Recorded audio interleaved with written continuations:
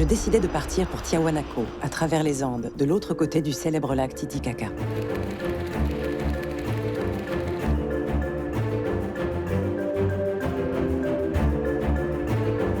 De 800 a 1100, prácticamente Tiahuanaco administra un territorio muy grande. Voici l'attraction du plateau de Tiahuanaco.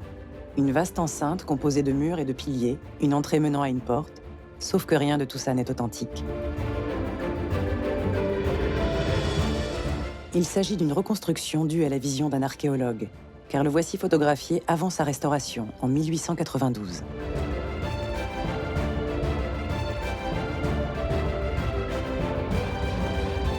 Personne ne vous prévient sur le site. Il n'y a même pas une plaque qui vous en avertit. Il passe donc pour authentique.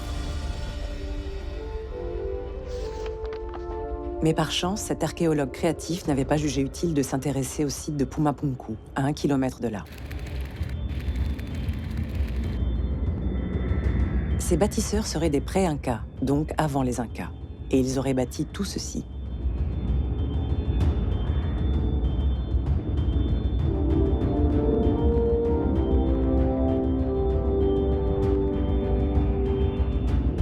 Que s'est-il passé? Pourquoi ce site est-il détruit? On évoque un différend entre chamans. Si c'est bien la raison, alors mieux valait ne pas trop les énerver en ce temps-là, car ils avaient vite fait de défoncer des dalles de plusieurs dizaines de tonnes.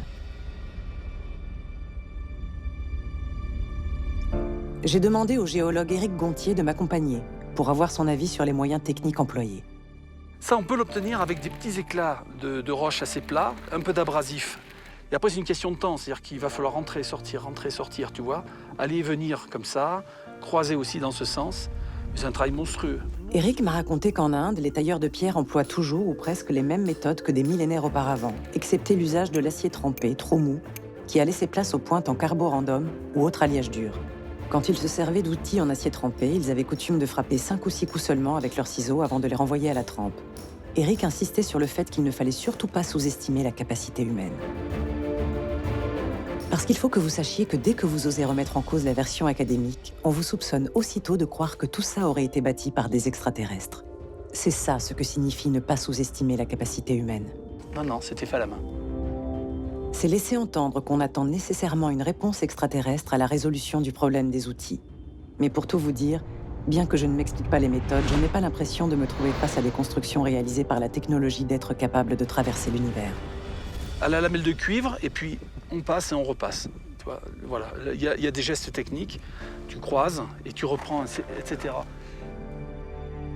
Je conseille à Éric d'attendre un peu avant de se prononcer.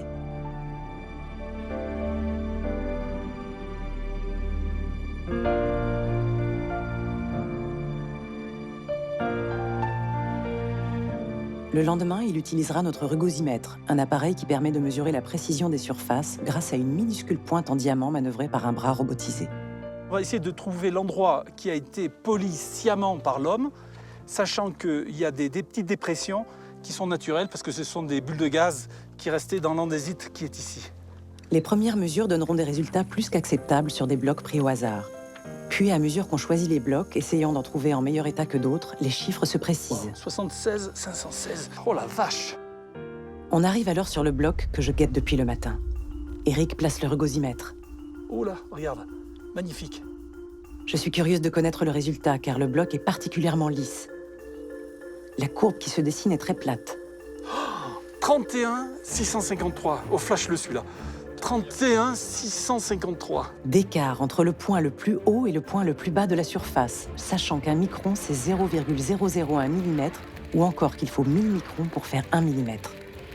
30 microns c'est 0,03 mm. Cette surface est 10 fois plus plane qu'un béton lisse moderne.